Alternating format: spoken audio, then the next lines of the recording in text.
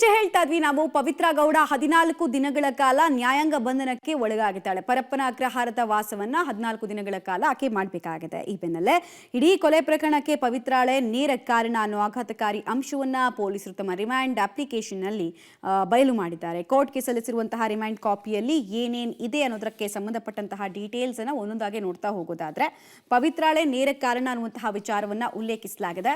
Police remand ಕಾಪಿಯಲ್ಲಿ ಇಂಥದೊಂದು ಅಂಶವನ್ನ ಬಯಲು ಮಾಡಲಾಗಿದೆ. ಅಂದ್ರೆ 120B ಕ್ರಿಮಿನಲ್ ಕಾನ್ಸ್ಪಿರಸಿ ಏನಿದೆ, ಈಕೆಯಿಂದಲೇ ಶುರುವಾಗಿದ್ದು ಅನ್ನೋದು ಪೊಲೀಸರ ವಾದವಾಗಿದೆ.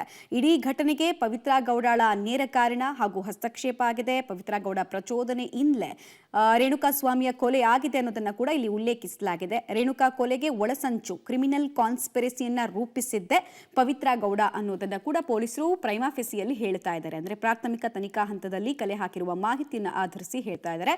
ಕೊಲೆಗೆ ಸಂಚು ರೂಪಿಸಿದ್ದಲ್ಲದೆ ಕುಕೃತ್ಯದಲ್ಲಿ ಭಾಗಿಯಾಗಿದ್ದು, ಸಂಚು ಕಾನ್ಸ್ಪಿರಸಿ ಮಾಡಿದ್ದು ಹಾಗೂ ಅದರಲ್ಲಿ ಭಾಗವಹಿಸಿದ್ದು. ಪವಿತ್ರ ಗೌಡ ಮಾತು ಕೇಳಿ ದರ್ಶನ್ ಕೂಡ ಹಾಳಾಗಿದ್ರ ಬಗ್ಗೆ ಹಾಗೂ ಪ್ರಚೋದನೆಗೆ ಒಳಗಾಗಿದ್ರ ಬಗ್ಗೆ ಉಲ್ಲೇಖಿಸಲಾಗಿದೆ.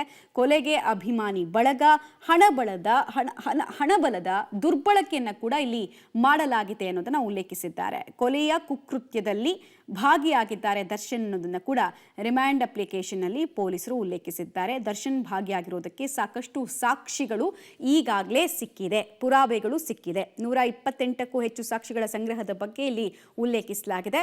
ಕಾನೂನು ದುರುಪಯೋಗ ಪಡಿಸಿಕೊಂಡಿರೋದು ಮೇಲ್ನೋಟಕ್ಕೆ ಸಾಬೀತಾಗಿದೆ.